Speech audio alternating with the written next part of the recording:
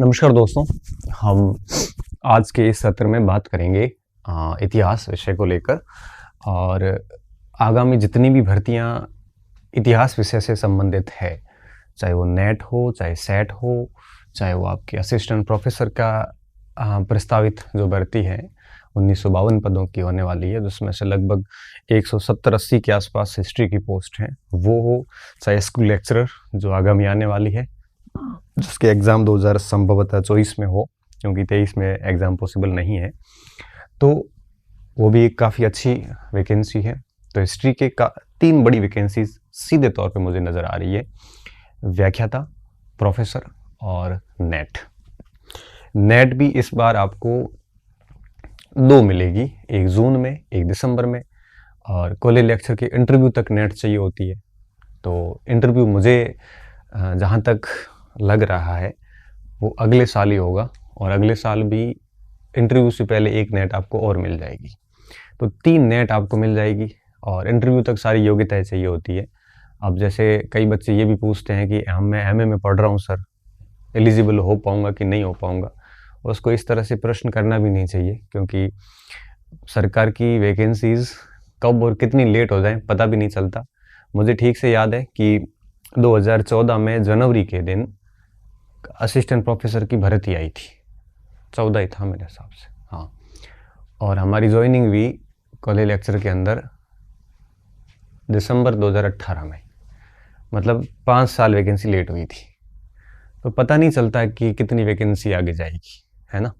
और कई बार फास्ट भी हो जाती है। तो ये प्रश्न बड़ा गैर वाजिब है और इसका हमारे पास उत्तर भी नहीं होता। तो आज मैं इस वीडियो में बताने वाला हूँ कि हिस्ट्री को कैसे आप प्रिपेयर करें और कौन कौन सी पुस्तकें इसके लिए आपको देखनी चाहिए। ठीक है, मैं सारी पुस्तकों को सजेस्ट करूँगा, कुछ पुस्तकों की टीका टिप्पणी भी करूँगा कि कौन सी पुस्तकें आपके लिए ठीक है, किस पुस्तक में क्या कमी है, सारी बातें बताने वाला हूँ। बस निष्पक्ष होके, निरपेक्ष रहकर आप उसको अगर समझने का प्रयास करोगे तो चीज़ें समझ में आ जाएगी। ठीक है, लेकिन बात को शुरू करूँ, किताबों के नाम बताऊँ उससे पहले मैं एक बिंदु और डिस्कस करना चाहूँगा कि आप जो है वो 2-3 बिंदुओं का ख्याल रखें। सबसे पहला पॉइंट कि ये जो कुछ मैं बता रहा हूँ ये मेरा व्यक्तिगत मत है। ठीक है, आपके ऊपर कोई बाध्यता नहीं है कि आप इस मत को स्वीकारें।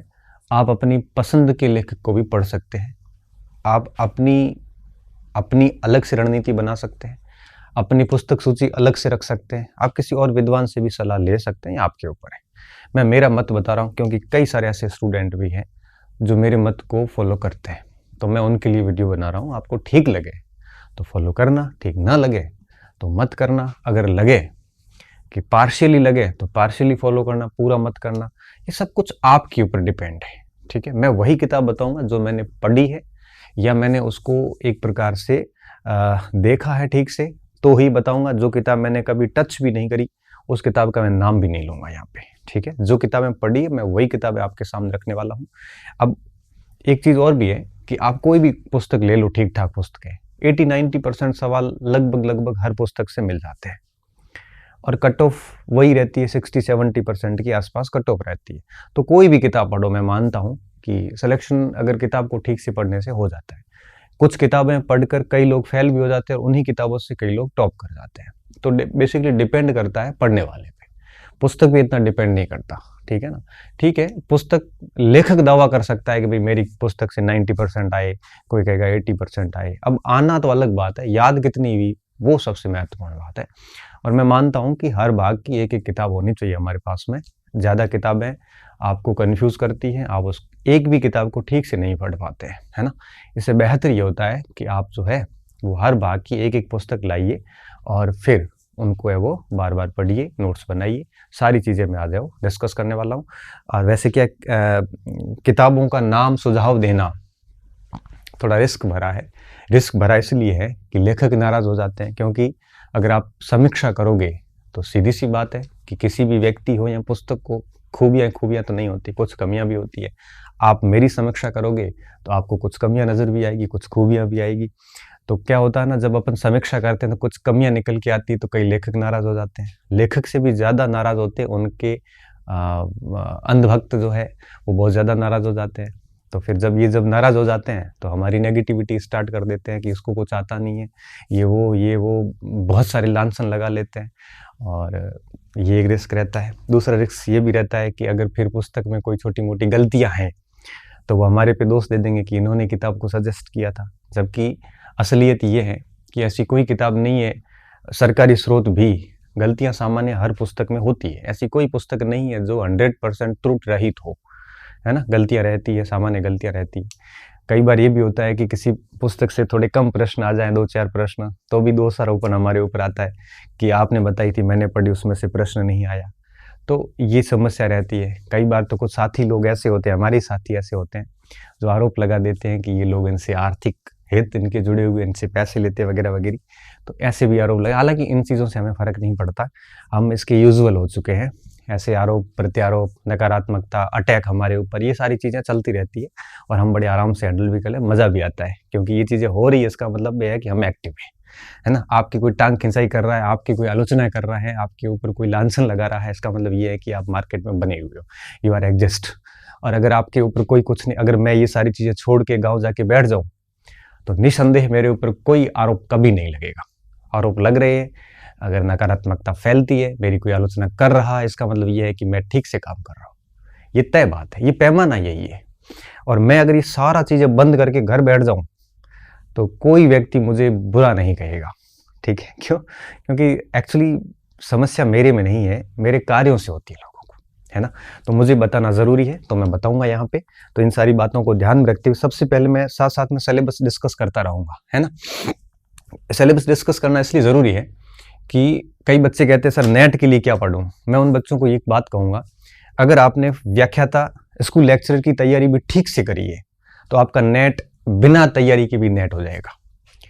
अगर आपने असिस्टेंट प्रोफेसर को ठीक से पढ़ा है तो बिना तैयारी आपका स्कूल लेक्चर और नेट दोनों ही हो जाएगा। आपको अलग से नेट के लिए तैयारी करने की आवश्यकता कतई नहीं है, इस बात को स्वीकार कीजिए। आप हिस्ट्री का कोई एक एग्जाम को, जैसे मैं बताऊं आपको कि स्कूल लेक्चर का टॉपिक बहुत बढ़िया तैयार है आपका, तो आप 55-60% स्कोर कर लोगे नेट में, और इतनी कट ऑफ रहती है ना। तो आपको अलग से नहीं करना है, आप किसी एक एग्जाम को टारगेट कर लीजिए। जैसे मान लो किसी के पास बीएड नहीं है तो वो प्रोफेसर को टारगेट कीजिए, नेट यूं ही हो जाएगी। अगर किसी के पास बीएड है तो भी वो प्रोफेसर को टारगेट कर सकते हैं। क्यों? क्योंकि उसको करने से नेट और स्कूल लेक्चर और प्रोफेसर तीनों ही कवर हो जाते हैं। ठीक है, 2-2 4-4 टॉपिक इधर उधर होते हैं, अगर वो छोड़ भी देते तो भी कोई बड़ा फर्क नहीं पड़ता है। तो आप किसी एक एग्जाम को फोकस कीजिए, बाकी सारे एग्जाम पास हो जाते हैं। तो कोशिश ये करो कि बड़ी एग्जाम को थोड़ा टारगेट कर लो। जैसे आप स्कूल लेक्चर की तैयारी कर रहे हो तो ठीक है, यहाँ तो स्कूल लेक्चर को पूर्ण रूप से टारगेट कर लो, और अगर आप थोड़ा और आगे फ्यूचर देखते हो तो प्रोफेसर कर लो। तो दोनों में से कोई एक बैच ढंग से कर लोगे तो आपका सारा हो जाता है। हाँ, ये है कि अगर आप स्कूल लेक्चर की ही तैयारी करते हो तो थोड़ा सा मुश्किलात आती है कॉलेज लेक्चर में, क्योंकि फिर आपका इतिहास दर्शन पूरा अलग हो जाता है, बाकी तो लगभग सेम हो जाता है ना। तो कहने का मतलब ये है कि आप एक एग्जाम को टारगेट कीजिए तो बाकी के एग्जाम छोटे मोटे साथ में सारे आ जाते हैं। कई बच्चे मुझे पूछते हैं सर सेट के 20 दिन बचे हुए हैं, अब उसमें क्या करें। मैं उनको यही कहता हूँ कि क्यों माथापड़ी कर रहे हो, आगे 3 नेट और भी मिलेगी। आप तो सब्जेक्ट अच्छा कीजिए, आराम से नेट हो जाएगी, जेआरएफ हो जाएगी, क्या समस्या है ना। तो आप, बस मैं बताने जा रहा हूँ आपको। अब जैसे प्राचीन भारत है, अब प्राचीन भारत प्रोफेसर में भी है, नेट में भी है और स्कूल लेक्चर में। फर्क कितना देखिए, फर्क ये है कि जैसे ये स्रोत है, अब इस स्रोत को अलग से पढ़ने की जरूरत ही नहीं पड़ती, क्योंकि अगर आप पूरा ये अच्छे से पढ़ोगे बाकी सिलेबस तो स्रोत साथ में आ जाएंगे। जैसे प्रयाग प्रशस्ति है तो वो आपकी अपने आप ही गुप्त काल में आ जाएगी, है ना। अगर अशोक के अभिलेख है तो वो अपने आप मौर्य काल में आ जाएंगे। कालिदास का साहित्य तो अगर अपने आप गुप्त काल में आ जाएगा। अब ये सारे टॉपिक स्कूल लेक्चर में भी है, सारे टॉपिक है, 2 टॉपिक छोड़ के। 2 कौन से? एक ये सिकंदर वाला टॉपिक छोड़ दो, और एक आधा कोई दक्षिण भारत का एक आधा टॉपिक छोड़ दो। बाकी पूरे के पूरे टॉपिक आपके किसमें है? स्कूल लेक्चर में भी। ये पूरे के पूरे टॉपिक नेट में सेम है, और स्कूल लेक्चर और कॉलेज लेक्चर का लेवल हमेशा समान रहता है, कोई फर्क नहीं आता। हाँ, नेट का लेवल थोड़ा सा टफ रहता है। तो फर्क क्या पड़ता है? फर्क कुछ नहीं पड़ता, क्योंकि नेट की वापस कट ऑफ नीचे आ जाती है, आपको पूरे तो करनी ही नहीं है। स्कूल लेक्चर की कट ऑफ जैसे मानो 65% जाती है, तो नेट की कट ऑफ 50-55% भी आ जाती है, तो 10% वैसे कट ऑफ भी कम हो जाती है ना। तो आपको अलग से कुछ नहीं देखना है। तो प्रोफेसर के अंदर ये पूरा प्राचीन भारत है, ठीक है, 14 टॉपिक है, सारे के सारे कंप्लीट इसमें आ जाता है। और अगर अपन नेट की बात करें तो ये पूरा का पूरा नेट का जो सिलेबस है ये पूरा का पूरा प्रोफेसर में आ जाता है, कोई एक दो टॉपिक इधर उधर छोड़ के, है ना। और एक और बात बताऊं, नेट जैसे एग्जाम की कोई भी व्यक्ति तैयारी सिलेबस के अकॉर्डिंग नहीं करता है, वो बस इतिहास पूरा ही तैयार कर लेता है, फिर कहीं से भी सवाल आता है कोई फर्क नहीं पड़ता। अगर मैं बात करूं स्कूल व्याख्याता की, तो स्कूल व्याख्याता में वो सारे के सारे बिंदु दिए हुए हैं जो प्रोफेसर में थे, ठीक है, 2-3 बिंदु छोड़ के बाकी ऑलमोस्ट सारा का सारा सेम है। तो अब तीनों तैयार करने हैं आपको, स्कूल लेक्चरर, नेट और प्रोफेसर। अब तीनों का प्राचीन भारत जो है, अगर स्कूल लेक्चर की बात करूं तो 30 एक सवाल इसमें आ जाते हैं, 30 एक सवाल नेट में आते हैं और 50 सवाल प्रोफेसर में आते हैं, क्योंकि प्रोफेसर में हर भाग के 50-50 सवाल है, ठीक है। अब इसको आप कैसे तैयार कर सकते हो, अब इन तीनों के लिए कौन सी पुस्तकें आपके लिए जरूरी है, ठीक है। तो प्राचीन भारत के लिए क्या पढ़ा जा सकता है, मैं आपको बताने का प्रयास करता हूं, ठीक है। प्राचीन भारत, अगर बात करूं यहां पे, तो मार्केट में कई सारी पुस्तकें चल रही है। जैसे एक सबसे प्राचीन भारत की बात करूं तो आपके केसी श्रीवास्तव, ये सबसे प्राचीन पुस्तक है, मतलब हमारे टाइम से भी है, उससे पहले भी चली आ रही थी। केसी श्रीवास्तव की किताब बड़ी शानदार किताब है। और मैं अगर बात बताऊं आपको इस किताब की, अगर खास बात करें तो इस किताब में क्या है, इस किताब में आपके समझाया हुआ बेहतरीन समझ है इसमें। अगर कोई ग्रेजुएशन का बच्चा भी केसी श्रीवास्तव लेके बैठता है तो वो भरपूर तरीके से इस इतिहास को जी सकता, समझ सकता है, पहली बात। दूसरी बात, इसमें तथ्यात्मक परिपूर्णता भी है, तथ्यात्मक पूर्णता भी है। क्यों? क्योंकि इसमें तथ्य भी फुल है, कोई ऐसा कोई तथ्य नहीं है जो इसमें नहीं होगा। हालांकि इतिहास के पूरे तथ्य तो शामिल हो ही नहीं सकते, लेकिन अधिकांश फैक्ट इसमें मिल जाते हैं। और अच्छी अंडरस्टैंडिंग, क्योंकि ऊपर का पैराग्राफ और नीचे का पैराग्राफ एकदम जुड़ा हुआ है, और एरर भी न के बराबर है ना, नगण्य एरर। हालांकि ऐसा नहीं है कि गलतियां नहीं है, छोटी मोटी होगी, बट शून्य नहीं कह सकते, हार्डली मिस्टेक है इसमें। और तीसरी बात, आरपीएससी के एग्जाम्स के लिए ये एक औषधि है एक टाइप से, चाहे वो कॉलेज लेक्चर की परीक्षा हो, चाहे वो आपके फर्स्ट ग्रेड की पेपर हो। आप पुराने जितने भी पेपर है केसी श्रीवास्तव से लेके उठा के पढ़ लेना, पेपर चेक कर लेना। मैं आपको बता दूं, आपको 85 to 90% प्राचीन भारत के सवाल मिल जाते हैं आरपीएससी में से, है ना, कोई दिक्कत नहीं। हालांकि नेट के लिए इतनी सफिशिएंट नहीं है। क्यों? क्योंकि इसमें थोड़ा सा ये पीछे रह जाती है। तो आरपीएससी का कोई भी एग्जाम हो, अगर आपको लगता है कि हाँ केसी श्रीवास्तव जो है वो बहुत ज्यादा जरूरी पुस्तक है, और मैं मेरी बात करूं तो मैंने हमेशा से केसी श्रीवास्तव को पढ़ा है। उसके बाद देखिए अपने विद्यार्थी जीवन की मैं बात कर रहा हूं, फिर आगे देखिए मैं दूसरी पुस्तक की बात करूं। अब केसी श्रीवास्तव के बाद में जो दूसरी पुस्तक आती है वो चल रही है उपेंद्र सिंह की,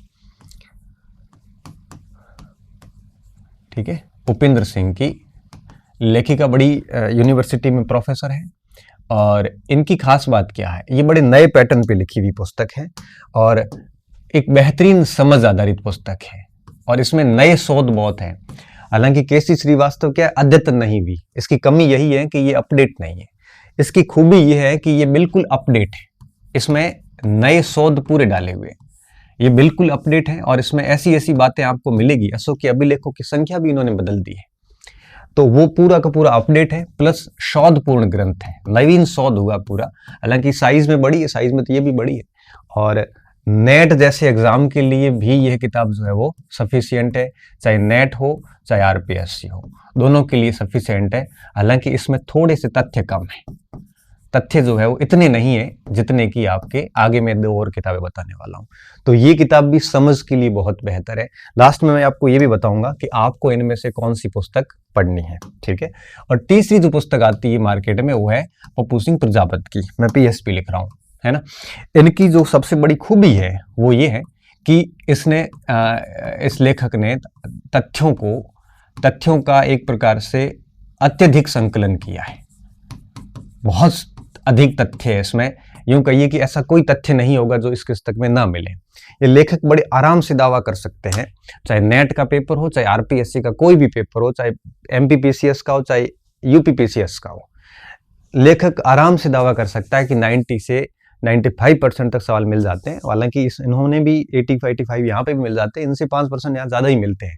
परंतु समस्या ये है कि तथ्य इतने अधिक हैं और किताब की साइज भी 1100-1200 पेज की है। तो इस पुस्तक को आप एक बार पढ़ोगे, 2 बार पढ़ोगे, 5-7 बार पढ़ोगे, तब ये किताब फायदेमंद रहेगी। और इतना पढ़ने में आपके 5-6 महीने चले जाते हैं। तो थोड़ी सी समस्या ये आती है कि तथ्य इतने अधिक है और भाषा जो है वो आपके समझ आधारित नहीं है, काफ़ी जटिल है। जटिल इसलिए कह रहा हूँ कि हर लाइन में आपको 3 तथ्य मिल जाते हैं। तो ऐसी स्थिति में उसको याद करके रखना बड़ा मुश्किल काम होता है, क्योंकि पूरे इतिहास का ये भाग है 15%। क्यों? क्योंकि भारत के इतिहास के 3 भाग, इतिहास दर्शन चौथा भाग, राजस्थान का इतिहास, वर्ल्ड हिस्ट्री, तो टोटल इतिहास के 6 भाग में से 1 भाग है। 1 भाग के लिए अगर अपन इतनी करें तो थोड़ा सा मुश्किल हो जाता है। हालांकि किसी बच्चे ने अगर ये किताब पढ़ी है तो उनको मेरे हिसाब से इन दोनों की जरूरत नहीं है, अगर याद हो गई है तो इनकी जरूरत भी नहीं है। ठीक है, तो थोड़ी सी जटिल पुस्तक है, तथ्यों का अत्यधिक संकलन है, ये इसकी कमी है। खूबी ये है कि आपको की बनानी हो तो आराम से इसमें से उत्तर मिल जाएंगे। जैसे हम लोग पढ़ाते हैं कोचिंग में, ठीक है, जैसे मेरा ऑनलाइन बैच चल रहा है, तो शिक्षकों के लिए किताब बहुत अच्छी है। क्यों अच्छी है? क्योंकि हमें सारे तथ्य एक जगह मिल जाते हैं, यहाँ से मिल जाते हैं, फिर इन दोनों को देखते हैं तो देखो केसी श्रीवास्तव में अलग से कुछ मिलता नहीं, सारी इसमें ले ली गई है। यहाँ से भी अलग से कुछ मिल जाता है। तो कहने का मतलब ये है कि यहाँ ये शिक्षकों के लिए बहुत फायदेमंद है। हम लोगों जैसे लोगों के लिए, स्टूडेंट के लिए थोड़ी सी परेशानी खड़ी करने वाला है। बाकी अगर किसी में इच्छा शक्ति है और कह सकता है कि नहीं हम इसको पूरी कर लेंगे, तो इनकी दोनों की जरूरत नहीं है। इसकी खास बात यह है कि इसमें आपको तथ्य सारे मिल जाते हैं। लेकिन थोड़ा सा दिक्कत वाला मामला ये है कि है थोड़ी सी कठिन, भाषा कठिन है और फैक्ट इतने अधिक है कि मेमोराइज करना मुझे नहीं लगता हर किसी के बस की बात होगी। और अगर आप एक्स्ट्रा ऑर्डिनरी है, आपको लगता है कि नहीं हमने सारा कुछ याद कर रखा है, तो फिर आपको दिक्कत भी नहीं आएगी। ठीक है, वैसे भी इतिहास की परीक्षाओं की कट ऑफ 60-70% रहती है। यहाँ आप किसी भी किताब को पढ़ के आराम से प्राप्त कर सकते हो। नेट जैसे एग्जाम के लिए बहुत उपयोगी है। अगर आप चाहते हो कि नहीं मुझे JRF करना है, और तो फिर ये किताब बहुत उपयोगी है। ठीक है, नेट JRF के लिए ये इतनी उपयोगी नहीं है, ये भी इतनी उपयोगी नहीं है जितनी ये किताब उपयोगी है। लेकिन अगर अपन RPSC की बात करें तो RPSC के लिए ये किताब सबसे अधिक उपयोगी है, केसी श्रीवास्तव। और चौथी किताब मार्केट में जो चलती है वो चलती है सौरभ चौबे की। ठीक है, सौरभ चौबे की। तो सौरभ चौबे का जो है वो मामला भी PSP जैसा ही है, क्योंकि इन्होंने भी तथ्यों को ठीक तरह कैसे समायोजित किया है। और हालांकि PSP की तुलना में इसमें थोड़े कम तथ्य है, हालांकि इनकी तथ्य यहाँ पे भी अधिक है और भाषा इनकी भी जटिल ही है, कोई आसान भाषा नहीं है। और ये किताब भी आपके नेट के लिए सफिशिएंट है, साथ साथ में ये RPSC के लिए भी अच्छी किताब है। ठीक है, तो ये है आपके 4 किताबें मेन। अब जितनी भी पहले की किताबें थी ना, जैसे वो चलती थी RS शर्मा वगैरह, वो अब आउटडेटेड हो गई है। वो UPSC के लिए ठीक हो सकती है, लेकिन अगर अपन फैक्चुअल परीक्षाओं की बात करेंगे तो उनके लिए वो कोई किताबें काम की नहीं है। अब आप बात आती है, आप ये सोच रहे होंगे सर अब इसमें से हमें कौन सी पढ़नी है। ठीक है, अब मैं आपको सिंपल तरीके से समझाता हूँ, लास्ट में निर्णय आपका है कि आपको कौन सी पढ़नी है। अगर आपको इतिहास की कोई जानकारी नहीं है, शून्य से स्टार्ट कर रहे हैं, तो आप यहां से शुरू कीजिए, केसी श्रीवास्तव लाके पढ़ना स्टार्ट कीजिए। और फिर जैसे आपको लगता है कि केसी श्रीवास्तव को हमने बढ़िया से पढ़ लिया है, और हो सकता है तो आप इसको बढ़िया करने के बाद में फिर आप इस पुस्तक पे आ सकते हैं, उपेंद्र सिंह पे आ सकते हैं। अगर आप चाहते हो नहीं ये नहीं पढ़ेंगे तो इन दोनों में से कोई एक किताब ला सकते हैं आप। ठीक है, अगर आप कहोगे कि सर मेरे पास ये किताब है, तो आपको ये और ये लाने की जरूरत नहीं है। अगर आप कह रहे हो कि सर हमारे पास में ये किताब है, तो ये दोनों जरूरत नहीं है। अगर आप कह रहे हो सर मेरा इतिहास ऑलरेडी अच्छा है, कोई दिक्कत नहीं है, तो इन दोनों में से कोई एक किताब सीधी ले लो आप। ठीक है, अगर आपको लगता है कि मैं शून्य से स्टार्ट कर रहा हूं, तो यहाँ इस किताब को लो, ये तीनों किताबें मत लो, ये लो, इसको 2-4 बार पढ़ो, फिर प्रैक्टिस करो, बढ़िया हो जाएगा, फिर वापस इसको लेके बैठ जाओ। तो ये चीजें सारी इसमें तो आएगी, कुछ एक्स्ट्रा हो जाएगा, दोनों में से कोई भी एक किताब ले लो। तो जो नए स्टूडेंट है उनके लिए ये पुस्तक मैं सजेस्ट करूंगा। नए का क्या मतलब है? नए का मतलब ये है कि MA करना, आपने कुंजियों से MA करी है, तो वो ऐसा मत समझिए कि आपको इतिहास पूरा आ रहा है। आपकी इतिहास के प्रति समझ कितनी है ये आपको समझना चाहिए, ठीक है। तो इस तरह से आपके लिए ये, और पुराने स्टूडेंट हैं जिन्होंने अच्छी खासा इतिहास पढ़ रखा है तो उनमें से कोई भी ये किताब ली जा सकती है, और समझने के दृष्टिकोण से ये किताब भी ठीक है, ऐसी कोई बात नहीं है। मैं कहूँगा यही, मैक्सिमम इन चारों में से 2 किताबें रखना। अगर नए हो तो एक यही रखना, अगर पुराने हो तो एक तो आपके पास होगी, एक इनमें से कोई एक ले लेना, ठीक है। अगर मैं बात करूं प्रोफेसर बैच की, तो प्रोफेसर के अंदर आपको चारों किताबों में से ये लो, चाहे ये लो, चाहे ये लो, चाहे ये लो, आपको 85 to 90% सवाल सभी में मिल जाएंगे। अब पढ़नी आपके ऊपर है, किताबों का ढेर नहीं लगाना है, ये आपको सबसे बड़ी बात ध्यान रखनी है, ठीक है। अब सबसे बड़ी बात ये है कि यहाँ पे आपको विश्वास करना है किसी एक किताब पे और आपको लेके पढ़ना है, ठीक है। यहाँ पे ये बात हो गई। अब बात ये आती है कि सर मेरे जो स्टूडेंट है, जितने भी ऑनलाइन एजुकेशन में मेरे से जुड़े हुए हैं, वो ये वीडियो देखने के बाद में थोड़ी सी चिंता में आएंगे और मेरे से प्रश्न करेंगे, सर हमने आपके कोर्स को पढ़ लिया है तो हमें कौन सी किताब पढ़नी है। तो मैं उन स्टूडेंट को ये कहूँगा कि आपको ये चारों किताबें अभी आप साइड में रख सकते हो, और ऑनलाइन कोर्स में प्राचीन भारत की लगभग 160 एक वीडियो है, ठीक है। इसको ठीक कर लोगे तो इसमें इन चारों का ही समावेश है, और आपको बड़े आराम से जितनी एक पुस्तक में इनमें से सवाल मिलेंगे उतने आपको ठीक से यहाँ मिल जाएंगे, समझाया हुआ भी ठीक से है, ठीक है। तो जो स्टूडेंट जुड़े हुए हैं ऑलरेडी, उनको मैं यही सजेस्ट करूंगा कि इन चारों की बजाय आप एक प्रैक्टिस पेपर ले लेना। वो कौन सा लेना वो भी मैं आगे बताने वाला हूँ, और उस प्रैक्टिस को कर लेना कोर्स के साथ में, और कुछ भी आपको देखने की आवश्यकता नहीं है। मैं विश्वास के साथ कह सकता हूँ, मैं आपको बहुत ही भरोसे के साथ कह रहा हूँ। आपने पिछले मेरे बैच के वीडियोस यूट्यूब पे देखा होगा, सॉल्यूशन मैंने प्रूफ सहित करवाया था, तो आपको 85-90% सवाल मिल जाएंगे, और कट ऑफ से 20% ज़्यादा ही मिलेंगे, ये मैं आपको विश्वास के साथ कह सकता हूँ। तो अगर आप ये कर रहे हो तो ये करना मत, ठीक है। आप ये कहोगे सर किताब, देखो ऑनलाइन एजुकेशन किताब का कभी विकल्प नहीं हो सकती, लेकिन यहाँ पे सबसे बड़ी खूबसूरत बात यह है कि ये आपको परीक्षा पास करवा सकती है या आपकी समझ भी विकसित कर सकती है, लेकिन आपको एक विषय में गहराइयों में जानने के लिए किताबें बहुत ज़रूरी होती है। परीक्षा पास करने के बाद में भी इन किताबों को ठीक से पढ़ा जा सकता है, लेकिन अगर इस किताबों को लेके अगर अभी आप बैठते हो तो 2-4 महीने मान के चलिए कि आपकी एक बार रिवीजन होगा, और जितनी बार किताब को वापस पढ़ोगे उतना का उतना समय वापस लगता है। जबकि ऑनलाइन में आप हाथ से लिख लेते हैं, एक रजिस्टर बन जाता है, तो उस रजिस्टर को 1-2 बार पढ़ने के बाद में स्थिति ये आती है कि 5-7 दिन में रजिस्टर वापस निकाल देते हैं, किताब 5-7 दिन में वापस नहीं निकल पाती, ये दिक्कत आती है यहाँ पे, ठीक है। ये तो बात होगी प्राचीन भारत की। तो प्राचीन भारत के अंदर जितनी भी बातें थी और ऑलमोस्ट मैंने कर ली, और अब आपको तय करना है कि आपको कौन सी किताब लेनी है, ठीक है। अब बात करते हैं आपके, अब इसमें से कोई भी एक किताब, मैंने सारी पॉइंट बता दी, आपको कौन सी चुननी है अब ये आप खुद तय करना, मैंने सारे पॉइंट बता दिए यहाँ पे। अब आती है बात मध्यकाल की। अब मध्यकाल की अगर बात करें तो लगभग वापस वही सेम मामला है। प्रोफेसर के अंदर ये सारी चीजें हैं, देखो सल्तनत काल पूरा है, मुगल काल पूरा है, थोड़ा सा ये एक्स्ट्रा है ना, क्षेत्रीय राजवंश एक्स्ट्रा है, ये स्कूल लेक्चर में है नहीं, बाकी पूरा का पूरा स्कूल लेक्चर में दिया हुआ है। और अगर मैं असिस्टेंट प्रोफेसर की ये बात हो गई, उसके बाद अगर मैं बात करूं नेट की, तो नेट का और प्रोफेसर का लगभग सेम सिलेबस है, कोई चेंजेस नहीं है। और रही बात आपके इसकी स्कूल व्याख्याता की, तो स्कूल व्याख्याता में वो 2 पॉइंट जो मैंने बताए क्षेत्रीय राजवंश वाले, वो है नहीं, बाकी सारा सारा स्कूल लेक्चर में भी है। हालांकि लेवल का फर्क आता है। लेवल का फर्क कहाँ आता है कि लेवल में जो प्रोफेसर के प्रश्न और स्कूल लेक्चर का जो लेवल है और जो आगे सेट का लेवल होगा, इन तीनों का लेवल सेम होता है। नेट का लेवल थोड़ा हाई होता है, तो नेट का लेवल अगर हाई होता है तो नेट की कट ऑफ भी कम रहती है ना, तो वो दिक्कत वाली बात नहीं। अब मैं बात करूंगा कि मध्यकाल के लिए आपको कौन सी पुस्तकों पर जाना चाहिए, ठीक है।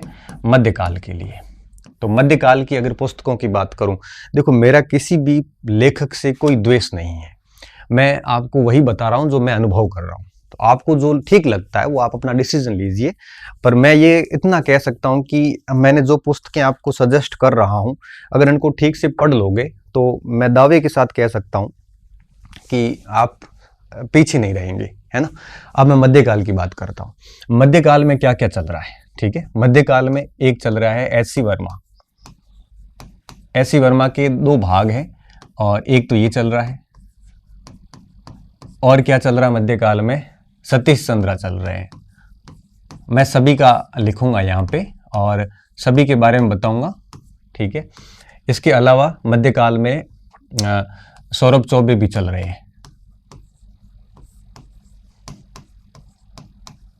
इसके अलावा पप्पू सिंह प्रजापति की 2 किताबें चल रही है, तराइन से पानीपत और मुगल कालीन भारत, ठीक है, दोनों किताबें। और एक चल रही है आपके PL Gautam, sorry LP Sharma, ठीक है। ये 5 किताबें जो है ये मुख्य रूप से चल रही है। हालांकि और भी खूब सारी किताबें हैं, लेकिन ये 5 किताबें मैन है जो पॉपुलर किताबें है। साथ में एस के पांडे भी है, पर पांडे में इतनी बात नहीं रही वहां पे। पांडे को सौरभ चौबे ने पूर्ण रूप से रिप्लेस कर लिया है, क्योंकि पांडे में जो बातें थी सौरभ चौबे ने ऐड कर दी, साथ में कुछ एक्स्ट्रा एडवांसमेंट और भी डाल दिया है। अब मैं सबसे पहले आता हूँ एच सी वर्मा पे। हालांकि वर्मा जी का कोई मुकाबला नहीं है, इन्होंने बेहतरीन तरीके से सारी चीज़ें ले ली हैं, समझाया हुआ बहुत बढ़िया तरीके से है और समझ पूरी है, तथ्य भी पूरे हैं। लेकिन ये पुस्तक तभी काम की जब आप इसके नोट्स बनाओगे, नहीं तो क्या है 2 भाग है इसके बड़े बड़े और बार बार रिवीजन इनका पॉसिबल ही नहीं है। नोट्स बनाने इसके लिए बहुत ज़्यादा ज़रूरी है और इसको कैरी करना इतना आसान काम नहीं है। सतीश चंद्रा के भी 2 भाग है और ये दोनों भाग, इसमें प्रशासन संस्कृति बहुत अच्छी लिखी हुई है। हालांकि इसका राजनीतिक भाग थोड़ा सा कमजोर पड़ जाता है।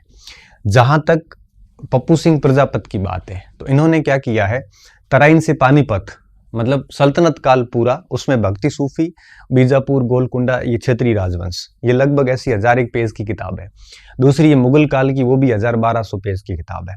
अब क्या स्कूल लेक्चर और कॉलेज लेक्चर के लिए तो ये दोनों किताबें इतनी फायदेमंद है नहीं। क्यों? क्योंकि उन दोनों बड़े पुस्तकों को पढ़ के याद करना 1-2 साल में भी पॉसिबल है नहीं। अब उन दोनों पुस्तकों को बुद्धिजीवी पढ़ सकते हैं, जिनकी परीक्षा है नहीं, बस नॉलेज बढ़ाना हो, विद्वान ज्ञानी बनना है तो पढ़ सकते हैं। हम लोग पढ़ते हैं पढ़ाने के लिए, क्योंकि उन्होंने इतना कुछ उसमें डाल दिया है। लेकिन उसमें से हम पढ़ के और कॉलेज लेक्चर और स्कूल लेक्चर 4-5 महीने में अगर वो करना चाहें, वो पॉसिबल ही नहीं है। क्यों? क्योंकि आज अभी मान के चलिए 2500 से 3000 पेज की जो किताबें होती है, जिसमें भी फैक्ट, फुल ऑन फैक्ट हो। मैं कह रहा हूँ कि किताब इतना काम हुआ है कि अगर इस किताब को कोई लिखना भी चाहे ना, तो बहुत नामुमकिन है। क्यों? क्योंकि 50 से 60 किताबों का इसमें मिश्रण किया गया है। लेखक ने बहुत मेहनत करी है, लेकिन एक स्टूडेंट की उस मेहनत को 5-6 महीने में पचाना बहुत ही मुश्किल काम है। और फिर अगर वो एक ही मध्यकाल पे काम करेगा तो बाकी भाग छूट जाते हैं, यहाँ दिक्कत आ जाती है। एलपी शर्मा ने राजनीति भाग तो अच्छा किया, कला संस्कृति इसकी बहुत खराब है। तो ऐसी स्थिति में एलपी शर्मा भी इतना अप्रोच नहीं रख पा रहा है। सतीश चंद्रा ठीक है, पढ़ सकते हो। यहाँ पे मुझे सौरभ चौबे की किताब सबसे सही लगी। इसमें तथ्य भी ठीक है और समझ भी अच्छी है, ठीक है। और सौरभ चौबे ने एलपी शर्मा का पूर्ण रूप से निष्कर्ष इसमें शामिल कर लिया है और साथ साथ में इसने सतीश चंद्रा को भी साथ कर लिया है। तो एलपी शर्मा और सतीश चंद्रा को तो सौरभ चौबे ने साथ ले लिया है और साथ साथ में इसने हरिश्चंद्र एस सी वर्मा को भी कर लिया। तो इन तीनों को एक ही पुस्तक में डाल दिया, वो है सौरभ चौबे, ठीक है। तो अब आपके पास में सौरभ चौबे और पीएसपी 2 विकल्प हैं। अब अगर आप यूं कहिए कि इन दोनों में से कोई एक किताब चुनने को कहें, तो आप क्या कर सकते हो। अब मैं बताऊं आपको, मध्यकाल के अंदर प्रोफेसर में 50 सवाल आते हैं, लगभग 30 एक सवाल नेट में आते हैं और इतने ही सवाल आपके स्कूल लेक्चरर में आते हैं। स्कूल लेक्चर का लेवल सरल होता है और प्रोफेसर में भी हार्ड प्रश्न नहीं आते। तो आरपीएससी की अगर मैं बात करूं, तो आरपीएससी के लिए ये मध्यकाल में सौरभ चौबे जो है वो काफ़ी कुछ चीज़ें कवर कर लेता है। अगर आप ये कहोगे कि नहीं सर हमने तो क्या ये पढ़ रखी है सतीश चंद्रा, तो फिर इसको कैरी कीजिए, इसको लाने की ज़रूरत नहीं है। आपने एलपी शर्मा पढ़ी है तो वो सफिशियंट नहीं है, क्योंकि केवल उसमें राजनीतिक भाग अच्छा दिया हुआ है, संस्कृति इतनी अच्छी मुझे नहीं लगी। तो आपको एलपी शर्मा रिप्लेस कर लेनी चाहिए और उसके स्थान पे सौरभ चौबे जो है वो पढ़ लेना चाहिए। अगर आप कह रहे हो नहीं मैंने सर एच सी वर्मा को 5 बार 7 बार पढ़ा है, तो मैं चाहता हूं कि तीनों किताबें सारी छोड़ दो, उसी को वापस पढ़िए बार बार। अगर आप कहोगे नहीं सर मैंने पीएसपी की दोनों किताबें पढ़ी हैं, तो मैं कहूँगा सब छोड़ दो, वो दोनों किताबें सफिशियंट है। लेकिन मैं मेरे अनुभव के साथ कह सकता हूँ कि इन दोनों किताबों को एक स्टूडेंट याद करेगा तो उसको लगभग 1 से 1.5 साल लग जाएगा। क्योंकि जिस लेखक को लिखने में 2 साल लग जाते हैं तो निश्चित तौर पे उसको एक स्टूडेंट याद नहीं कर पाएगा। क्यों? क्योंकि 500 नंबर के पेपर आता है, 600 का पेपर आता है, उसमें से 15-20 के लिए 2 बड़ी-बड़ी पुस्तकें निकालना एक आसान काम नहीं है। अगर निकाल पाते हो तो फिर किसी की ज़रूरत नहीं है। तो यहाँ पे मुझे सौरभ चौबे बेस्ट लगते हैं और सौरभ चौबे नेट को भी लगभग 70-80% कवर कर लेते हैं। तो मध्यकाल में सबसे बढ़िया किताब है और सभी चीज़ों को एक साथ है वो कवर कर लेती है। तो ये और स्कूल लेक्चरर और प्रोफेसर के लिए तो रामबाण है और नेट को भी कवर कर लेता है। ठीक है, सतीश चंद्रा, एलपी शर्मा और एचसी वर्मा तीनों का निचोड़ डाल दिया इसने, कुछ एडवांसमेंट और डाला है, एसके पांडे वगैरह को भी इसमें साथ में रखा है। अच्छी किताब है, मेहनत करी है इन्होंने। और छोटी मोटी गलतियां तो है, गलतियां तो आपको हर किताब में मिलेगी और ऐसा तो नहीं है नहीं मिलती, छोटी मोटी गलतियां तो चलती है, उसका आप कुछ नहीं कर पाओगे। ठीक है, ये है मध्यकाल की बात। अब आप ये कहोगे कि सर वापस वही बात कि कई स्टूडेंट ऐसे भी हैं जो मेरे से जुड़े हुए हैं, ठीक है, ऑनलाइन जुड़े हुए, उनके मस्तिष्क में वापस वही सवाल आएगा, सर हम आपकी कोर्स से जुड़े हुए हैं तो क्या हमें इनमें से कोई किताब पढ़नी है? तो मैं आपको उनको वापस वही जवाब दूंगा जो प्राचीन में दिया था कि मैंने पीएसपी की दोनों किताबें पढ़ ली और ये तो हमने पहले ही पढ़ ली थी। तो इनके बाद में एक निष्कर्ष स्वरूप मैंने ऑलरेडी दे दिया है, तो आपको अलग से किताब पढ़ने की आवश्यकता नहीं है, क्योंकि आपको ठीक से पता होगा कि ऑनलाइन में मैंने लगभग 70 वीडियो में सल्तनत काल पूरा किया है। मुगल काल चल रहा है, अधूरा रह गया था पिछले स्कूल लेक्चर में। मैंने थोड़ा सा, क्योंकि आपको मैंने कहा था कि क्वालिटी के साथ कोई कॉम्प्रोमाइज़ नहीं होगा, भली 1-2 टॉपिक रह जाए, मुझे उसका शिकवा कभी नहीं रहता। मैं कभी जल्दबाजी नहीं करता, भली कोर्स छूट जाए, लेकिन जो चीज़ आएगी वो परफेक्ट आएगी और उसके साथ कोई समझौता नहीं होगा। ठीक है, बच्चे कई बार कहते हैं सर जल्दी करवा दो, लेकिन आपको पता है कि इन सारी चीज़ों को निचोड़ निकाल के उसको पिरो कर एक एक क्लास में एक एक बात लिखवाता हूँ, आपको ठीक से पता है, तो उसमें टाइम लगता है। तो अभी भी ऑनलाइन एजुकेशन में अपना जो मध्यकाल चल रहा है उसमें अभी बाबरी हो पाया है और हुमायूं स्टार्ट करने जाऊँगा 1 या 2 दिन के अंदर और फिर धीरे धीरे मुगल काल पूरा होगा। सल्तनत ऑलमोस्ट हो चुका है, तो ऑनलाइन में अपना मध्यकाल का कुछ भाग शेष बचा हुआ है, वो मैं कोशिश करूँगा कि अप्रैल में उसको पूरा करा दूंगा और आप अप्रैल में पूरा कर लोगे। सल्तनत को मैं पहले करवा चुका हूँ, 70 वीडियो है, शायद आप देख लेना। भक्ति सूफी करवा चुका हूँ, मुगल काल में भी संस्कृति करवा चुका हूँ और साथ में बाबर तक की बातें हो चुकी है, हुमायूं और ये बीच के 4-5 राजा रहे हैं और प्रशासन रहा हुआ है। तो ये अगर आप ये कर लेते हो तो आपको इन किताबों की ज़रूरत नहीं, क्योंकि इनका मैंने निचोड़ निकाल लिया है। हाँ, नौकरी लग जाए उसके बाद ये सारी किताबें लाना, पढ़ना, मज़े से विद्वान बनना, लेकिन परीक्षा पास करने के लिए विद्वान बनने की आवश्यकता नहीं होती। हाँ, एक बात ध्यान रखना कि जैसे ही आप इसका अपना पढ़ लेते हो, नोट्स बना लेते हो, तो उसके बाद आप है वो प्रैक्टिस साथ में बहुत भरपूर करना, तो फिर आपको दिक्कत नहीं आएगी। ठीक है, तो ये 2 बात हो गई, मध्यकाल और प्राचीन काल। अब बात आती आधुनिक काल की। आधुनिक में भी वही वापस बात है कि प्रोफेसर का ये सिलेबस है जिसमें ऑलमोस्ट सारी चीज़ें शामिल है। यहाँ पे बस 2-2, 4-4 पॉइंट का गैप है, ज़्यादा गैप यहाँ पे है नहीं। ठीक है, तो मैं इसलिए कह रहा हूँ कि आपको कि ये चीज़ें जो है वो लगभग कॉमन हो जाती है। जब चीज़ें कॉमन हो जाती है तो अलग से पढ़ने की ज़रूरत पड़ती नहीं है। अब मैं आता हूँ आपके आधुनिक भारत पे कि आधुनिक पे क्या किया जा सकता है। ठीक है, आधुनिक भारत पर कैसे काम किया जा सकता है। पिछला जो अपना बैच था उसमें प्राचीन भारत जो है वो हमने पूरा कर लिया था, आधुनिक पूरा कर लिया था, वर्ल्ड पूरा कर लिया था और राजस्थान का एक टॉपिक रह गया था क्योंकि लेट जुड़ा था और मध्यकाल का काफ़ी हिस्सा रह गया था मेरे से, उसका मुझे खेद भी है।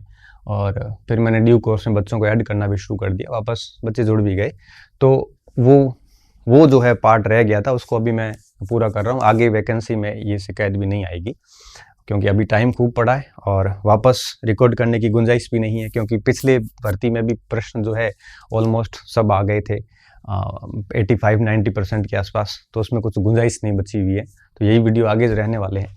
तो आधुनिक भारत में क्या क्या पढ़ सकते हो। आधुनिक भारत के अंदर अरविंद भास्कर की जो पुस्तकें हैं 2,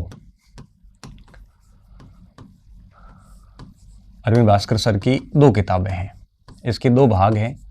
अब वर्तमान में एक तो ये चल रहे हैं और चल रहा है आपके ये बौद्धिक प्रकाशन। ठीक है, एक ये चल रहा है और इसके अलावा आपके आधुनिक भारत में एक स्पेक्ट्रम भी है। मैं सभी पुस्तकों के बारे में बताऊंगा और बिपिन चंद्रा भी हैं, और पीएल गौतम भी हैं, यशपाल ग्रोवर भी हैं। ठीक है, सारी किताबें, आधुनिक भारत में कई किताबें चल रही है।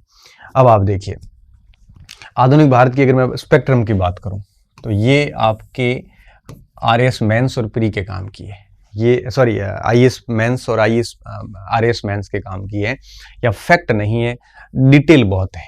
तो ये लेखन वाली पुस्तकों में तो काम की, परीक्षाओं में तो काम की है, लेकिन ये किताब फैक्ट वाली जितनी भी परीक्षाएं हैं उनके इतनी काम की नहीं है। तो मैं आपको सजेस्ट यही करूंगा कि आरपीएससी और यूजीसी के जो नेट और प्रोफेसर के जो पेपर है उनके लिए ये किताब इतनी फायदेमंद अब नहीं रही। विपिन चंद्रा काफ़ी आउटडेटेड हो गई है और इसमें तथ्यों का बड़ा अभाव है यहाँ पे, हालांकि समझाया हुआ प्यारा है। लेकिन ये दोनों किताबें मेंस परीक्षा के लिए काफ़ी उपयोगी है, मेंस के लिए बहुत उपयोगी है, प्री परीक्षाओं के लिए इतनी उपयोगी नहीं रही। अब आती है बात आपके पीएल गौतम और ग्रोवर की। इन्होंने काफ़ी डिटेल से लिखा है, काफ़ी अच्छा लिखा हुआ है, लेकिन अभी भी अपडेट की कमी है। ठीक है, इन दोनों की तुलना में ये किताब अच्छी है क्योंकि इस पुस्तक में इन दोनों के सारे फैक्ट लिए हुए हैं। लेकिन इस पुस्तक की एक कमी है कि इसमें कुछ त्रुटियां जरूर है ना, त्रुटियां है और आपको या तो आपको ठीक करनी पड़ेगी, हालांकि इतनी अधिक भी नहीं है, हाँ, लेकिन हर टॉपिक में एक दो त्रुटियां तो आपको मिलेगी। बाकी अच्छा कंटेंट है और आरपीएससी की दृष्टिकोण से तो बेस्ट किताब है। आरपीएससी के दृष्टिकोण से ये बेस्ट किताब है क्योंकि आरपीएससी में आधुनिक भारत इतना टफ मैंने कभी पूछा हुआ देखा नहीं, और जो तथ्यात्मक ही आता है और उसमें आपको सारा कुछ मिल जाता है। तो ये बौद्धिक प्रकाशन बेस्ट किताब है। अब बात आती है अरविंद जी की किताबें। अरविंद जी की दो किताबें, एक 1857 तक है और एक आगे 1947 तक है। ठीक है, दो किताबें हैं। ये किताबें इतनी बढ़िया से लिखी हुई है, भाषाई समझ जबरदस्त है इसमें, और दूसरा इसमें तथ्यों का समावेशन जबरदस्त तरीके से किया गया, एक भी तथ्य छूटेगा नहीं। अगर 30 प्रश्न आ जाते हैं परीक्षा में तो 30 में से मैं कह रहा हूं कि 25 से अधिक सवाल इस पुस्तकों में आपको मिल जाएंगे, लेकिन बड़ी काफ़ी है। तो छोटी परीक्षाओं के लिए इतनी उपयोगी नहीं होगी स्कूल लेक्चर जैसी, लेकिन नेट जैसे जो एग्ज़ाम है, वो एग्ज़ाम हो, या अगर आप टीचर है, पहले से इतिहास के लगे हुए हैं और आपको इतिहास को केवल अपग्रेड ही करना है, तो उसके लिए बेस्ट ऑप्शन है। हम लोग जब आधुनिक भारत वगैरह पढ़ाते हैं तो इनका पूरा सहयोग लेते हैं। ठीक है, क्यों? क्योंकि इन्होंने उस लेवल का बढ़िया तरीके से लिखा है। तो अब आपको दो ऑप्शन है आपके सामने। अगर आपका इतिहास आधुनिक भारत जो है ये एक अच्छे लेवल पे तैयार करना है तो आप इसके साथ जाइए। ठीक है, आपको लगता है कि नहीं अभी इसको लेक्चर के लिए ही पढ़ना है, तो आप विपिन चंद्रा और बौद्धिक प्रकाशन साथ में पढ़ सकते हो। क्यों? क्योंकि विपिन चंद्रा जो है आसान कहानियों के रूप में है, तो ये बहुत ही नए स्टूडेंट के लिए बहुत काम की किताब है, न्यू स्टूडेंट के लिए। और साथ में फिर बौद्धिक प्रकाशन क्या तथ्यात्मकता ज़्यादा है, दोनों नहीं पढ़ सकते हो तो ये पढ़ लो आप आरपीएससी के लिए। तो और नेट वगैरह और एडवांस स्टडी आपको करनी है आधुनिक के लिए तो ये किताब बेस्ट है, और आरपीएससी के लिए बौद्धिक प्रकाशन ठीक है। ठीक है, तो बौद्धिक प्रकाशन इसमें आ जाएगी आपके, और इससे ज़्यादा आपको कुछ इसमें देखना नहीं है। एस के पांडे वगैरह की भी किताबें आती है, उनको रिप्लेस कर दिया गया है। एस के पांडे के सारे तथ्य आपको बौद्धिक प्रकाशन में मिल जाते हैं। ठीक है, तो ये बातें हो गई। अब वापस वही सवाल कि ऑनलाइन जो अपने स्टूडेंट है उनको क्या करना है, उनका मैं बताऊं कि वापस सेम उत्तर है, वापस वही कि अगर आप वहाँ पे अपने जुड़े हुए हैं तो आपको किसी पुस्तक की आवश्यकता नहीं है। लगभग 170 के आसपास वीडियो है, कंप्लीट करवाया हुआ है, और उसमें कुछ 2 टॉपिक बचे हुए हैं प्रोफेसर बैच के, फर्स्ट ग्रेड का पूरा है। प्रोफेसर में 2 बचे हुए हैं, एक किसान विद्रोह बचे हुए हैं और एक आधा शायद कोई और टॉपिक बचा हुआ है, मुझे याद नहीं आ रहा है, तो बाकी वो हो जाएगा। तो पिछली बार भी हमने देखा कि शायद एक आधा सवाल बाहर था, 20 सवाल आए थे मेरे हिसाब से स्कूल लेक्चर में, तो कुछ भी बाहर नहीं था। इवन राजा राम मोहन राय की encroachment of the female rights, वो भी किताब इसमें से पूछी गई थी। तो इसको आप ठीक से लिख लेना और अभ्यास कर लेना, अभी इनकी ज़रूरत आपको पड़ेगी नहीं, क्योंकि मैंने इन सारों निष्कर्ष इसमें ऑनलाइन में डाल दिया है। आप किसी भी स्टूडेंट से फीडबैक ले सकते हैं, मुझे बताने की आपको आवश्यकता नहीं है। तो अगर आप यहाँ जुड़े हुए हैं तो ज़रूरत नहीं है, अगर नहीं जुड़े हैं तो इसमें से आप बौद्धिक प्रकाशन ले लेना। ठीक है, ये मैं बात इसलिए बार बार बताता हूँ कि एक स्टूडेंट को या तो पूर्ण रूप से पुस्तकों की तरफ चला जाना चाहिए, या पूर्ण रूप से किसी शिक्षक पे भरोसा कर लेना चाहिए। दोनों का समावेशन बैठ नहीं पाता, क्योंकि परीक्षा को इतना टाइम नहीं मिलता कि हम ये भी करें और ये भी करें।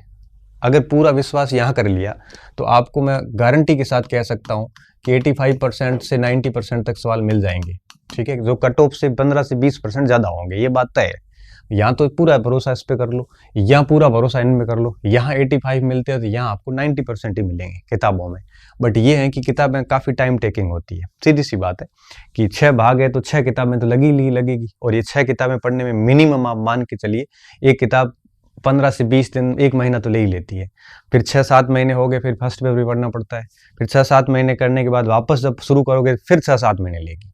लेकिन यहाँ पे क्या होता है कि आपने अगर हाथ से नोट्स बना दिए, मैं रेडीमेड नोट्स तो देता नहीं, आपको पता ही है, खुद लिखता हूँ और बच्चे पीछे लिखते हैं। और हाथ से लिखे हुए नोट्स को 1-2 बार पढ़ने के बाद में फिर ऐसी स्थिति आती है कि 10 दिन में, 15 दिन में हम पूरे नोट्स वापस पढ़ सकते हैं। हाथ से लिखे हुए नोट्स का रिवीजन बहुत अच्छे से होता है। रेडीमेड और दूसरे लोगों के जो नोट्स होते हैं वो अगर आप लाओगे तो आप उसका रिवीजन इतना अच्छे से और पूर्ण मन से नहीं कर पाओगे, ना आपको उनके ऊपर विश्वास होगा। तो बेहतर है कि इसको हम खुद लिखवाते हैं, तो ये कर लीजिए, इसकी आपको अभी ज़रूरत नहीं पड़ेगी। और अगर आपको लगता है कि नहीं हम तो ये करेंगे, तो आप ये करो, किताब ले लीजिए, कोई दिक्कत नहीं है, कोई बाध्यता नहीं है। लेकिन जो जुड़े हुए उनके लिए मैं बता रहा हूँ, ये बात मैं इसलिए बता रहा हूँ कि इसके जरिए जो स्टूडेंट ये वीडियो देखेंगे मेरे जो परचेज कोर्स में है, तो वो कंफ्यूज ना हो, ठीक है। और साथ साथ में ये दोनों जो नहीं जुड़े हुए उनके लिए मैं बुक्स बता रहा हूँ, और उनको लगता है कि नहीं इधर आना चाहिए, इधर आ सकते हैं, कोई बाध्यता नहीं है। आप अगर इसको प्रमोशन माने तो ये भी मान सकते हैं, और आपको लगता है कि नहीं सर मैं मेरी तरफ से सारी चीज़ें क्लियर करना चाहता हूँ, ठीक है, तो ये आप देख लेना। उसके बाद बात आती है वर्ल्ड हिस्ट्री की। वर्ल्ड हिस्ट्री स्कूल लेक्चरर में है और प्रोफेसर में है, ठीक है। इसके अलावा आपके वर्ल्ड हिस्ट्री उसमें नहीं है, नेट में नहीं है, हालांकि 2-4 सवाल आते हैं, ज़्यादा नहीं आते। विश्व इतिहास का मामला बड़ा क्लियर है, यहाँ ज़्यादा कुछ नहीं है, लेकिन 2 किताबें मेरी नज़र में सबसे बेस्ट है। एक हुकमचंद जैन सर की किताब जो कि चल रही है, और एक अरविंद जी की पुस्तक। अब 2 किताबें हैं, इनमें से कोई आपको एक आधी किताब लेनी, कौन सी लेनी है आप मैं बता देता हूँ। हुकमचंद जैन सर की बात जो है उसमें ये है कि ये बहुत ही आसान भाषा में, आसान भाषा है जो नया बच्चा भी बड़े अच्छे से समझ सकता है, पूरा कहानी फॉर्मेट है। तो ये किताब इतनी दिलचस्प है ना कि फर्स्ट पेज से लास्ट पेज तक जाते हैं अपने को पता भी नहीं चलता कि किताब पूरी हो गई है। लेकिन कमी कहाँ है? कमी है तथ्यों की। आज आरपीएससी चलती है तथ्यों के ऊपर, और तथ्य कम है तो हमें प्रश्न जो है वो 30 आते हैं तो 20-25 देखने को मिलते हैं, ज़्यादा नहीं मिलते। और अगर अरविंद जी की बात करें तो यहाँ तथ्य परिपूर्ण है, आपको 90% से अधिक सवाल अरविंद जी में मिल जाएंगे। आज मार्केट में अरविंद जी की वर्ल्ड हिस्ट्री का कोई मुकाबला नहीं है, ठीक है। लेकिन इनकी जो भाषा है वो इतनी आसान नहीं जितनी कि एचसी जैन की, ठीक है। जहां तक मेरी बात है, मैंने खुद ने एचसी जैन को पढ़ा था, हालांकि इसके अलावा दीनानाथ वर्मा वगैरह बहुत पुस्तकें आती है, और मैंने पढ़ा उस समय वर्ल्ड हिस्ट्री का अलग नेचर था, आज की तारीख में अलग नेचर है। तो मैं आपको सिर्फ यही कहूँगा कि आप ये पुस्तक पढ़िए, ठीक है। या आपको लगता है कि समझ में नहीं आ रही है, थोड़ी ज़्यादा तथ्यात्मक है, तो आप पहले एचसी जैन की किताब लेके आइए, और ये इंग्लिश हिंदी दोनों मीडियम में आती है। इसको पढ़ने के बाद फिर आप अरविंद जी की पुस्तक पढ़ लो, ठीक है। तो ये दोनों पुस्तकें आप साथ में रख सकते हो, जैसे इसका पुनर्जागरण इनका पढ़ा, उसके बाद इनका पुनर्जागरण पढ़ लो, लेकिन बेस बुक इसको बनाना, ठीक है, क्योंकि परीक्षाओं में ये हमारे लिए ज़्यादा उपयोगी है, ठीक है। अब रही बात ऑनलाइन की, तो ऑनलाइन की अगर मैं बात करूँ जो अपने स्टूडेंट जुड़े हुए हैं उनके लिए मैं एक हालांकि किताब ये दोनों देखने की आवश्यकता नहीं है, अपने आप में पूर्ण है, लेकिन मैंने पिछली बार जो वर्ल्ड हिस्ट्री रिकॉर्ड की थी वो थोड़ी सी जल्दबाजी में करी थी, है ना। 60-65 वीडियोज़ में कोर्स पूरा कर दिया था, और उसमें मैंने व्यवस्थित लिखवाया भी नहीं था, शॉर्ट में चीज़ें करी थी, हालांकि कंटेंट पूरा दिया था लेकिन किया पॉइंट टू पॉइंट था। अब मैं उसको वापस रिकॉर्ड करूँगा, ठीक है। इसको वापस करूँगा, कब करूँगा इसको वापस, जैसे पहले वाले जो वीडियोज़ है जैसे मुगल काल वगैरह ये जैसे पूरे हो जाएंगे, उसके बाद वर्ल्ड हिस्ट्री को मैं वापस रिकॉर्ड करूँगा, पूरा व्यवस्थित तरीके से करूँगा, और वापस जब करूँगा तो इन सारी चीज़ों को साथ में ले लूँगा, और एक्स्ट्रा भी चीज़ें जो है वो शामिल करूँगा। तो आप है वो जो जुड़े हुए हैं उनको अलग से नहीं लेना पड़ेगा, उनके ही वीडियोज़ को अपडेट कर दिया जाएगा, वो वीडियो हट जाएंगे जो 60-65 वीडियो है, और ये वीडियो नए आ जाएंगे, ठीक है। लेकिन अगर ये तब होगा वापस रिकॉर्ड जब परीक्षा को, जब टाइम होगा, मान लो कि 8-10 महीने पड़े हैं परीक्षा को, तो मैं वापस रिकॉर्ड करूंगा। परीक्षा अगर ऊपर आ गई तो रिकॉर्ड नहीं करूंगा, जो है वो ये अपने आप में सफिशियंट है। और नोट्स तो मैंने वैसे किसी भाग के ना है मेरे पास, ना मैंने दिए हैं, वो बच्चे को खुद को क्लास में मैं खुद लिखवाता हूँ, उसको बना नहीं पड़ते हैं, ठीक है, अपने आप में सफिशियंट है। विश्व इतिहास के बाद बात आती है इतिहास दर्शन की। अब इतिहास दर्शन स्कूल लेक्चर में तो नहीं है, नेट में है और प्रोफेसर में है। नेट का जो इतिहास दर्शन है वो थोड़ा कम है, सॉरी ज़्यादा है, और इसका जो है आपके प्रोफेसर का ये थोड़ा सा कम है, ठीक है। तो इतिहास दर्शन में आप क्या पढ़ सकते हो? इतिहास दर्शन नेट का और प्रोफेसर का सेम ही है लगभग, थोड़ा सा एक्स्ट्रा है, लेकिन चीजें एक दूसरे से बहुत जुड़ी हुई है। इसके लिए 2 ही पुस्तकें हैं, एक श्रीधरन, ये सबसे बेस्ट पुस्तक है, ये हर स्टूडेंट को पढ़नी चाहिए, और दूसरी विकास नोटियाल की पुस्तक आती है, बहुत अच्छी किताब है, सामान्य भाषा है। इसके अलावा जीसी पांडे वगैरह बहुत सारी और भी किताबें हैं, लेकिन ये दोनों मिलकर सिलेबस अच्छे से पूरा कर लेती है और आपको 80-90% तक सवाल दिला देती है, बड़े आराम से दिला देती है, ठीक है। तो ये दोनों पुस्तकें इतिहास दर्शन की है, बेस्ट किताब है, दोनों ही ले लेना, क्योंकि कुछ टॉपिक इसमें मिलेंगे, कुछ इसमें मिलेंगे आपको। इसके अलावा कोई तीसरी पुस्तक पढ़ने की आपको आवश्यकता नहीं है। और अगर अपन ऑनलाइन की बात करें तो आपको पता होगा कि पिछले बैच में मेरा ऑनलाइन इतिहास दर्शन का कोर्स चला था, अभी भी वही रिकॉर्ड चल रहा है। उसमें लगभग 44 वीडियो बनाए थे मैंने, और जो 45-46 प्रश्न आए थे उसमें से लगभग 38 एक प्रश्न सीधे तौर पे देखने को मिले थे। हालांकि वो मेरा पहला प्रयास था और कम वीडियोस थे। अब इसको भी मैं वापस रिकॉर्ड करूँगा, ठीक है। तो वापस रिकॉर्ड मेरे 2 भाग होंगे, एक होगा वर्ल्ड हिस्ट्री और एक होगा आपके इतिहास दर्शन। बाकी सारी वीडियो सेम रहेंगे। ये 2 वापस क्यों होंगे? क्योंकि ये स्टार्टिंग में मैंने पहली बार रिकॉर्ड किए थे, तो उसमें कुछ मुझे गुंजाइश लग रही है सुधार की, तो उसको और सुधारा जाएगा।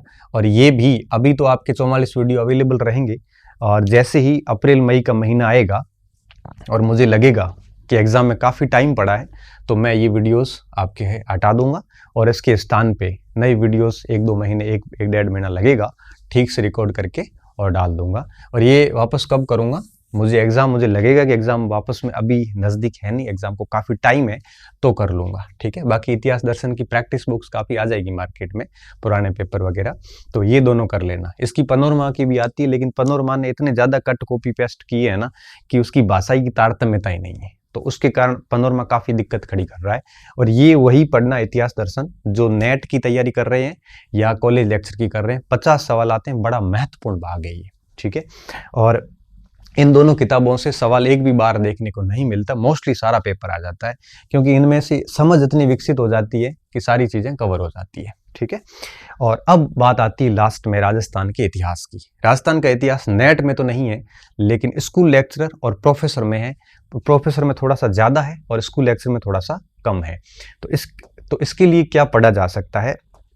तो इसके लिए आपके मैं बता देता हूँ, राजस्थान हिस्ट्री के लिए अब मैं इसमें तो क्या ही बताऊं, क्योंकि राजस्थान इतिहास की आप सभी के पास में किताबें हैं, और मैं चाहता हूं कि आप नई किताब ना लाएं, क्योंकि जो आपके पास में है उसी किताब से राजस्थान हिस्ट्री आप देख लीजिए। किसी के पास में गाइड होगी, पनोरमा होगी, किसी के पास में सिखवाल की होगी, किसी के पास दिंदवाल की होगी, किसी के पास में शर्मा पावा होगी, किसी के पास में हिंदी ग्रंथ अकादमी की किताब होगी, किसी के पास नाथ प्रकाशन की किताबें होगी। जिसके पास जो भी पुस्तक है वही पढ़ लीजिए, क्योंकि राजस्थान इतिहास किसी अलग से देखने की अलग बहुत बड़ी किताबें लाने की ज़रूरत नहीं है। जो आपके पास है उसी में राजस्थान हिस्ट्री देख लीजिए, अलग से देखने की ज़रूरत नहीं है, ठीक है। और अब ये हो जाने के बाद में ये जो पूरा सिलेबस था, इसको आप डाउनलोड 2 जगह से कर सकते हैं। मैंने पूरा हिंदी में कर रखा है। आप मेरे इस पे टेलीग्राम चैनल इस नाम से है, यहाँ पे जाएंगे, मैंने सब्सक्राइबर बता दिए 39,000 है, क्योंकि इसलिए बताए कई फर्जी बने हुए भी हैं। इसमें PDF पढ़िए, आप वहाँ डाउनलोड कर सकते हैं। ये हमारा हिस्ट्री पॉइंट एप्लीकेशन है, और इसमें ये जितने भी बैच दिख रहे हैं, इन बैच के अंदर सिलेबस फोल्डर है, वहाँ पे भी आप डाउनलोड कर सकते हो। तो ये सिलेबस डाउनलोड पूरा जो हिंदी का है, आपके प्रोफेसर का, नेट का वगैरह, ये अपने बैचेस वगैरह है, और ये हिस्ट्री पॉइंट का है। अब मैं बात करूँगा यहाँ पे कि कोई स्टूडेंट ऐसे भी हैं जो कहेंगे सर नहीं, मुझे तो एक ही किताब बता दो बस।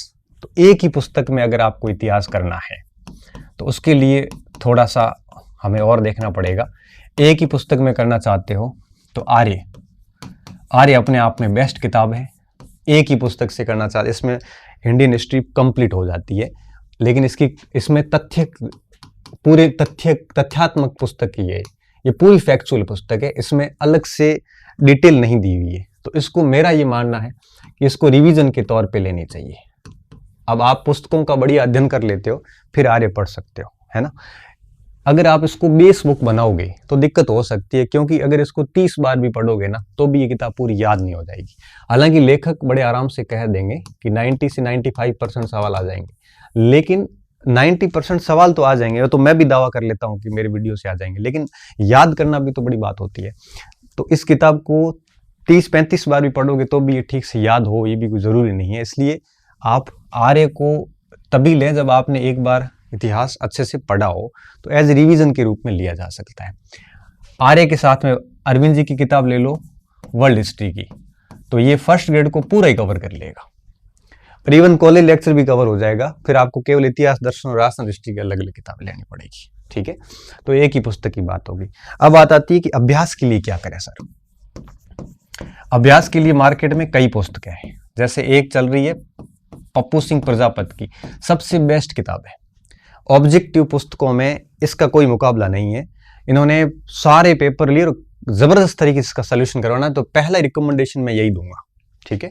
दूसरा आता है नाथ प्रकाशन का, ठीक है। नाथ भी अच्छी किताब है और ये आरपीएससी के प्रश्नों तक ठीक है।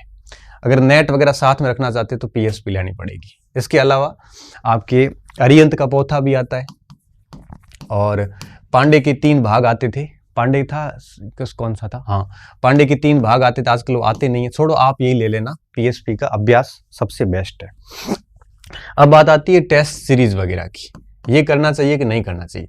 देखो, मैं रिकमेंडेड नहीं करूंगा। क्यों नहीं करूंगा? टेस्ट सीरीज के लेवल और परीक्षा एजेंसियों के लेवल मैच नहीं करते।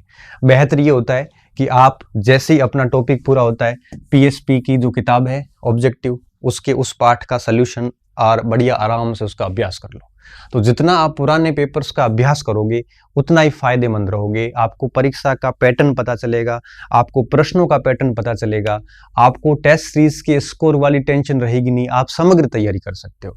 तो बजाय टेस्ट सीरीज के कोशिश करिए कि आप पुराने प्रश्नों को किताब के साथ साथ में निकालते रहें, और कोई नई बात सामग्री पुराने प्रश्नों से मिलती है तो वो अपनी बुकलेट में, नोट्स में ऐड कर लें, ठीक है।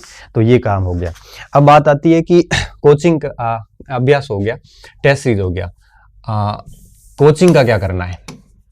तो देखो, ये व्यक्तिगत धारणा है। आप बिना कोचिंग बड़े आराम से सेलेक्ट हो सकते हो, हम लोग हुए भी हैं। आपकी इच्छा हो तो कर सकते हो, इच्छा नहीं हो तो कोई जरूरी नहीं है, पुस्तकों से काम और आसान से हो सकता है। अच्छा, अब बात आती है कि मुझे जरूरत है कि जैसे नए बच्चे हैं कि करनी है, तो उसमें भी 2 विकल्प है, एक ऑफलाइन है, एक ऑनलाइन है। अब ऑफलाइन और ऑनलाइन में क्या फर्क आ जाएगा? ऑनलाइन और ऑफलाइन में ये फर्क आएगा कि ऑफलाइन के अंदर कोर्स पूरा करना बड़ी चुनौती होती है। फिर अगर जल्दी कोर्स करेंगे तो घास कट जाएगी, अगर देर से करेंगे तो परीक्षा हो जाती है, रिवीजन नहीं हो पाते। जबकि ऑनलाइन में क्या होता है, ऑनलाइन में एक स्टूडेंट 5-5, 7-7 वीडियो देख के 4 महीने में उतार देता है, फिर आराम से रिवीजन कर सकता है। तो दोनों में से जो भी आपको ठीक लगे, वीडियो देखने की क्षमता हो तो ऑनलाइन कर सकते हो, अगर वीडियो नहीं देख पाते तो ऑफलाइन कर सकते हो, ठीक है। और नहीं भी करते हो तो भी चल जाएगा, अब बुक्स पढ़ लोगे तो भी काम हो जाएगा, ठीक है। दोनों में सिलेक्शन है, किसी एक पे करना विश्वास, या तो पूर्ण रूप से कोचिंग पे विश्वास कर लेना या पूर्ण रूप से पुस्तकों के ऊपर चले जाना, दोनों में टांग मत अड़ाना साथ में। अब बात आती है नोट्स की, इसका क्या करना है, बनाने की नहीं बनाने। पहली बात तो ये कि दूसरों के तो कभी जिंदगी में ना पढ़ने हैं ना लाने हैं। कोई कहता है सर आप नोट्स दो, मैं कहता हूं कि दूसरों के नोट्स कभी उपयोगी नहीं होते। नोट्स मांगने की या खरीदने की वस्तु नहीं होती, नोट्स होती है बनाने की। तो कोशिश ये करो कि नोट्स किसी दूसरे के ना लाओ, इससे अच्छा किताब ही लेके आओ। अब बात आती है स्वयं की, स्वयं के नोट्स होने चाहिए। क्यों होने चाहिए? क्योंकि अगर आपने इसको शॉर्ट में लिख लिया, देखो टाइम तो लगेगा, फिर रिवीजन में इतनी आसानी होगी कि बाद का रिवीजन 1 महीने में पूरा हिस्ट्री आप रिवीजन कर लोगे। लेकिन जब किताबों को अगर आप नोट्स के रूप में नहीं लिखोगे तो लास्ट में 8-10 किताबें हो जाती है। भाई ले दे के देखो, एक वर्ल्ड हिस्ट्री की, एक आधुनिक की, एक प्राचीन की, 6-7 तो हो ही जाती है। इन 6-7 किताबों को लास्ट 2 महीने में समेटना इम्पॉसिबल हो जाता है। इसलिए शॉर्ट में अगर नोट्स बनाओगे तो इससे बढ़िया कुछ नहीं हो सकता। टाइम लगेगा, लेकिन टाइम एक बार ही लगेगा, बार बार नहीं लगेगा, ठीक है। तो नोट्स हमेशा खुद की बनाएं, शॉर्ट में बनाएं, हाथ से बनाएं, और उसी को बार बार पढ़ें और भरपूर आपके पुराने प्रश्नों का अभ्यास करें। टेस्ट वेस्ट देने की ज़रूरत नहीं है, दूसरों के कोचिंग के रेडीमेड्स नोट्स पढ़ने की ज़रूरत नहीं है, खुद का करें और बार बार रिवीजन करें नोट्स का और फिर आपके अभ्यास करें। और साथ साथ में हिस्ट्री जब भी पढ़ते हो तो तथ्यों के ऊपर केंद्रित ना रहें, पूरा खाका बना के रखें, स्टोरी बनाएं दिमाग में, एक दूसरी चीज़ों से उसको कनेक्ट करने की कोशिश करें और जब जिस इतिहास का जो भाग आप पढ़ रहे हो उस भाग में जीने का प्रयास करें। ऐसा प्रयास करें कि जैसे इतिहास के उस भाग में आप जी रहे हो, है ना। इस प्रकार से करें, एक दूसरे को जोड़ने का प्रयास करें, दिमाग में मनन करें चीज़ों का। इस तरह से हिस्ट्री को थोड़ा जीवंत बनाने की कोशिश करोगे। मैपिंग का पूरा यूज लें। मौर्य काल पढ़ रहे हैं तो मैप में देखें कि पाटलिपुत्र कहाँ है, उज्जैन कहाँ है, तक्षशिला कहाँ था। गुप्त काल पढ़ते हो तो सारे के सारे उनके स्थान देखते रहो, मैपिंग का पूरा यूज लो। इस तरह से अगर आगे बढ़ोगे तो डेफिनेटली इतिहास बढ़िया अच्छा लगेगा। और केवल तथ्यों पे रहोगे, फॉर्मूले बनाओगे, रटोगे तो फिर क्या इतिहास जो है वो आपके बोरिंग टाइप का हो जाएगा। ठीक है, ये चीज़ें करिए। और अंत में एक और बात बता देता हूँ कि ये सब सारी चीज़ें जो है ये मेरी अनुभव के बेस पे बताइए। मैंने आपके ऊपर बिल्कुल मैं थोपा नहीं है। आपको ठीक लगता है तो मेरी बात का अनुसरण करना, ठीक नहीं लगता है तो आप अपनी रणनीति पे रहना। मेरा किसी से कोई ना द्वेष है, ना किसी से कोई मोह है। आप पढ़ सकते हो। अब आप ये कह सकते हो कि सर आप जो है वो ठीक नहीं बताया, तो कोई बात नहीं, आप अपने लेवल पे अपनी स्ट्रेटजी अपनाइए। ठीक है, तो ये बात है। और अंत में बता दूं, अपना जो एप्लीकेशन है वो हिस्ट्री पॉइंट है और आप इसको ले सकते हैं, खरीद सकते हैं, आपके ऊपर है। और अगर इसके संबंधित कोई जानकारी भी चाहिए होती है तो हेल्पलाइन नंबर भी है ये, आप इन पे बात भी कर सकते हैं, ये आपके ऊपर है।